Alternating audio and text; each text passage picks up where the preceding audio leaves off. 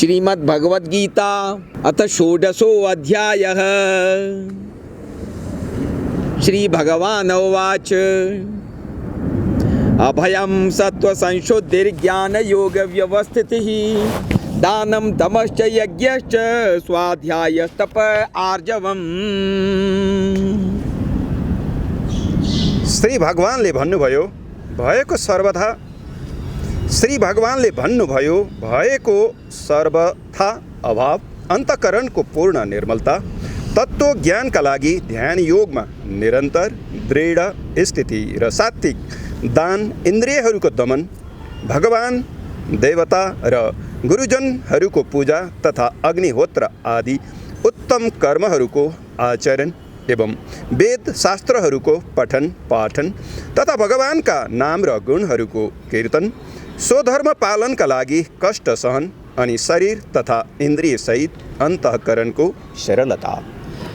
अहिंसा सत्यम क्रोध त्याग शान्तिरपैशुनम दया भूतेष्वलोलुप्तम मार्दवम हीरचापलम।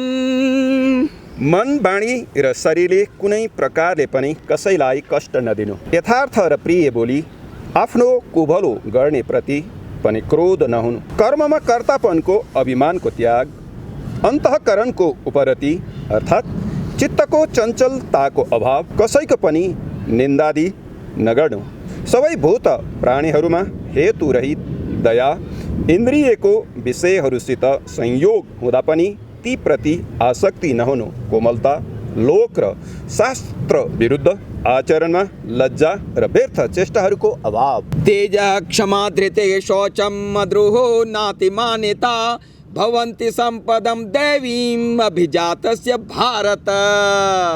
तेज, क्षमा, धैर्य, बाहिरको शुद्धि एवं कसैमा पनि शत्रुभाव नहुनु र आफूमा पूज्यताको अभिमानको अभाव। हे अर्जुन, यी सबै दैवी सम्पदा लिएर उत्पन्न भएका पुरुषहरूका लक्षण हुन्।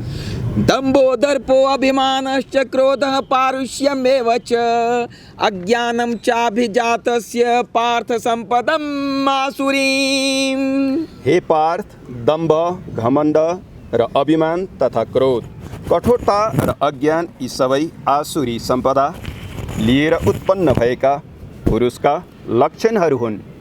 दैवी सम्पद विमोक्षाय निबन्धाय आसुरीमता मा शुचः सम्पदं दैवीम् अभिजातो असे पाण्डव। दैवी सम्पदा मुक्तिका लागि र आसुरी सम्पदा बन्धनका लागि मानिएका छन्। यसर्थ हे अर्जुन, तिमी शोक नगर, किनकि तिमी दैवी सम्पदालाई लिएर उत्पन्न भएका छौ।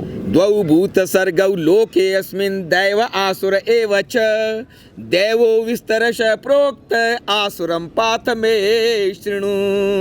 हे अर्जुन, यस लोकमा भूतहरूको सृष्टि अर्थात् मनुष्य समुदाय दुई प्रकारको छ, दैवी प्रकृतिवाला र आसुरी प्रकृतिवाला।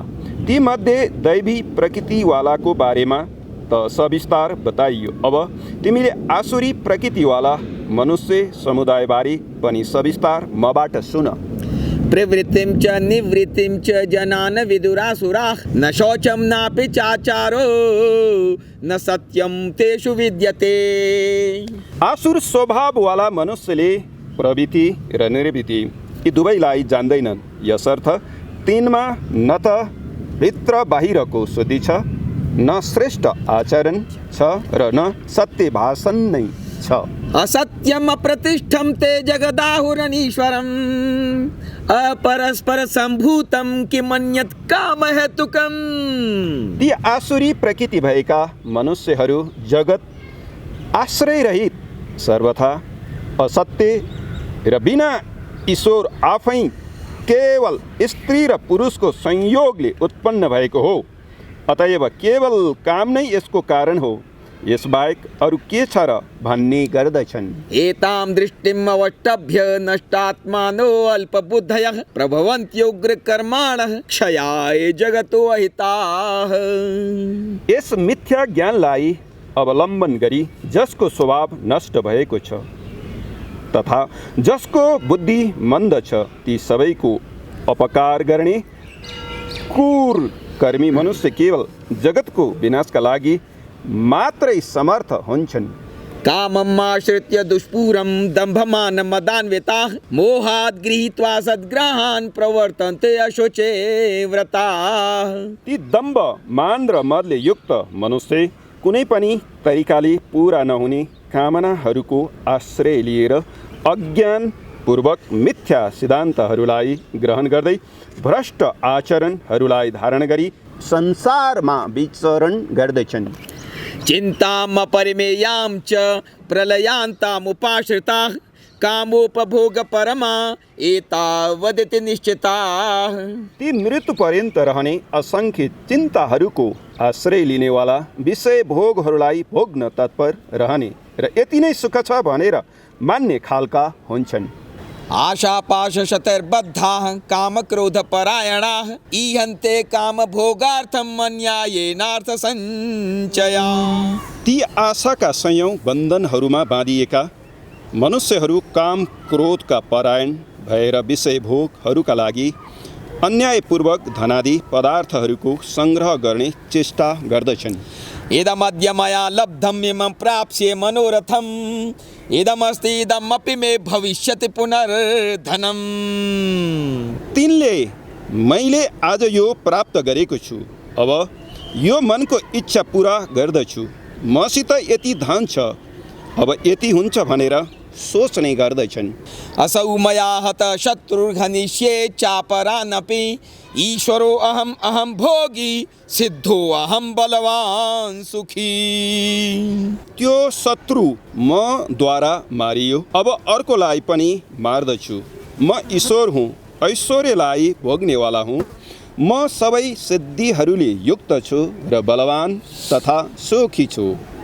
आड्यो अभिजनवान अस्मि को अन्यो अस्ति सदृशो मया यक्ष्ये दास्यामि मोदिष्य इत्यज्ञान विमोहिताः अनेक चित्त विभ्रांता मोहजाल समावृताः प्रसक्ताः काम भोगेषु पतन्ति नरके अशुचौ। म निकै धनी र ठुलो कुटुम्बवाला हुँ, म बराबरी अर्को को छ र म नै यज्ञ गर्नेछु, दान गर्नेछु र आमोद प्रमोद गर्नेछु। यस प्रकार अज्ञानले मोहित रहनेवाला तथा अनेक प्रकारले भ्रमित चित्तवाला मोहरूप जालले समावृत एवं विषय भोगहरूमा अत्यन्त आसक्त असुरहरू भयानक अपवित्र नरकमा पर्दछन्। आत्मसंभाविताः स्तब्धा धनमान मदान्विताः यजन्ते नाम यज्ञस्ते दम्भेना विधिपूर्वकम्। ती आफूले आफैलाई श्रेष्ठ मान्ने घमण्डी पुरुष धन र मानको मदले युक्त भएर केवल नाम मात्रका यज्ञहरूद्वारा पाखण्डपूर्वक शास्त्र विधि रहित यजन गर्दछन्।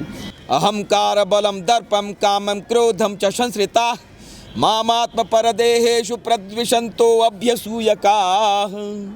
ती अहंकार बल घमण्ड कामना र क्रोध आदि परायण र अर्कालाई निन्दा गर्ने पुरुष आफूमा र अरूमा स्थितमा अन्तर्यामीसित देश गर्ने हुन्छन्। तानहं द्विषतः क्रूरान् संसारेषु नराधमान् क्षिपाम्यजस्रम अशुभान् आसुरीष्वेव योनिषु। ती देश गर्ने पापाचारी र कुरकर्मी नराधमहरूलाई मैले संसारमा बारम्बार आसुरी योनिहरूमै पारिदिन्छु। आसुरीं योनिम् आपन्ना मूढा जन्मनि जन्मनि माम प्राप्यव कौन्तेय ततो यान्त्यधमां गतिम्। हे अर्जुन, ती मूर्खहरूले मलाई प्राप्त नगरी जन्म जन्ममा आसुरी योनिलाई प्राप्त गर्दछन् र त्यसभन्दा पनि अति नीच गतिलाई प्राप्त गर्दछन्, अर्थात् घोर नरकमा पर्दछन्। त्रिविधं नरकस्येदं द्वारं नाशनम् आत्मनः कामः क्रोधस्तथा लोभस्तस्मात् एतत्त्रयं त्यजेत्। काम क्रोध तथा लोभ गरी यी तीन प्रकारका नरकका द्वार आत्मालाई नाश गर्ने र त्यसलाई अधोगतितिर लिएर जाने खाली छन्, त्यसैले यी तीनैलाई त्यागी दिनु पर्दछ। एतैर्विमुक्तः कौन्तेय तमोद्वारस्त्रिभिर्नरः आचरत्यात्मन श्रेयस्ततो याति पराम गतिम। हे अर्जुन, यी तीनैवटा नर्कका द्वारहरूदेखि मुक्त पुरुषले आफ्नो कल्याणको आचरण गर्दछ। यसैबाट ऊ परम गतितिर जान्छ, अर्थात् मलाई प्राप्त गर्दछ। यः शास्त्रवेदम् उत्सृज्य वर्तते कामकारतः न स सिद्धिम् अवाप्नोति न सुखम न पराम गतिम। जुन पुरुषले शास्त्रविधिलाई त्यागेर आफ्नो इच्छाले मनोमानी आचरण गर्दछ, उसले न सिद्धिलाई प्राप्त गर्दछ, न परम गतिलाई र न सुखलाई नै प्राप्त गर्दछ। तस्मात् शास्त्रं प्रमाणं ते कार्याकार्य व्यवस्थितौ ज्ञात्वा शास्त्रविधानोक्तं कर्म कर्तुमिहार्हसे। यसैले तिम्रो लागि यो कर्तव्य र अकर्तव्यको व्यवस्था मात्र शास्त्र नै प्रमाण हो भन्ने जानेर तिमी शास्त्रविधि अनुसारका कर्म नै गर्न योग्य छौ।